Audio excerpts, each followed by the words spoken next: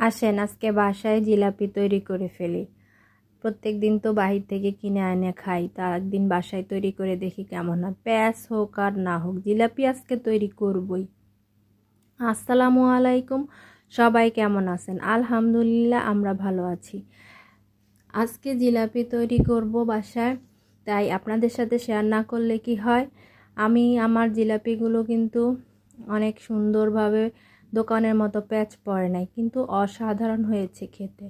খেতে এতটা মজাদার হবে আমি বুঝতেও পারিনি। আসসালামু আলাইকুম, সবাই কেমন আছেন? আলহামদুলিল্লাহ, আমরা ভালো আছি। চলেন তাহলে দেখাই কিভাবে আমি জিলাপিটা তৈরি করব। প্রথমে আমি নিয়েছি বেসন, সাথে দিয়ে দিয়েছি চালের গুঁড়ো আর একটু ময়দা। সব কিছু সুন্দরভাবে চেলে নিব। চেলে নিয়ে পরিমাণ মতো লবণ দিয়ে দিব। লবণ দিয়ে আমি এতে পরিমাণ মতো পানি দিয়ে গোলাটা গুলিয়ে নিব। পানির পরিমাণটা বুঝে দিবেন, কারণ এটা অনেক বেশি পাতলা হলে কিন্তু হবে না। এরপর কিছুক্ষণ রেস্টে রেখে দিব। আর এদিক থেকে আমি শিরাটা তৈরি করে নেব। প্রথমে 1 কাপ পানিতে 1 কাপ চিনি দিব।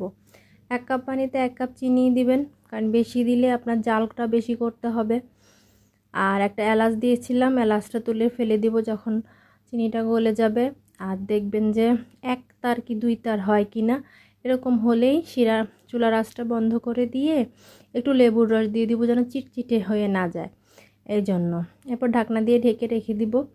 এরপর চলে যাব, আমি যে আটাটা করে রেখেছি ওখানে একটু বেকিং পাউডার দিব। বেকিং পাউডারটা দিয়ে আবার একটু মিশিয়ে নেব, ভালো করে মিশিয়ে নিব। আর একটু তেল দিয়ে দিব। তেলটা দিলে মানে আপনার বাটারটা সুন্দর হবে। এরপর হচ্ছে আমি একটা সসের বোতল নিয়েছি। আপনি যে কোনো একটা পলি ব্যাগ নিয়েও করতে পারেন। পলি ব্যাগের এক পাশে দিয়ে ছিদ্র করে নিলেই হয়ে যাবে। এরপর দেখেন একে একে দিয়ে দিচ্ছি। তেমন কোনো প্যাচ হচ্ছে না, কিন্তু খেতে কিন্তু মজা হয়েছে। কে কে আমার মতো জিলাপি তৈরি করতে গিয়ে প্যাচ করতে পারেন নাই, অবশ্যই কমেন্ট করে জানাবেন। আমার কাছে কিন্তু প্যাচ হোক বা না হোক, জিলাপি খেতে মজা হলেই হয়েছে।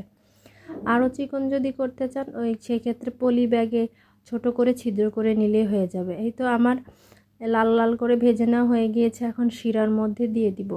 শিরার মধ্যে দিয়ে জাস্ট একটা চামচ দিয়ে উল্টে পাল্টে নিলেই কিন্তু শিরাটা আপনার জিলাপির মধ্যে চলে যাবে। আপনি কিন্তু এটাকে ফেলে রেখে দিবেন না শিরার মধ্যে, তাহলে কিন্তু সবটুকু শিরা এই 3-4টা জিলাপি খেয়ে ফেলবে। সেইমভাবে আমি বাকি সবগুলো জিলাপি বানিয়ে নিব। আমার যে জিলাপিগুলো, এই জিলাপিটা আমি একটু বড় করে দিয়েছি মজা করার জন্য, যে বড় করে একটা দেই। এই তো বড় করে একটা দিয়েছি, কোনো সমস্যাই হয় না। সবগুলো জিলাপি খুব সুন্দর হয়েছে, মুসমুসে হয়েছে, মিষ্টিটাও ঠিকভাবে ঢুকেছে এবং খেতেও অসাধারণ হয়েছে। আমার মতো আপনারাও বাসায় ট্রাই করেন।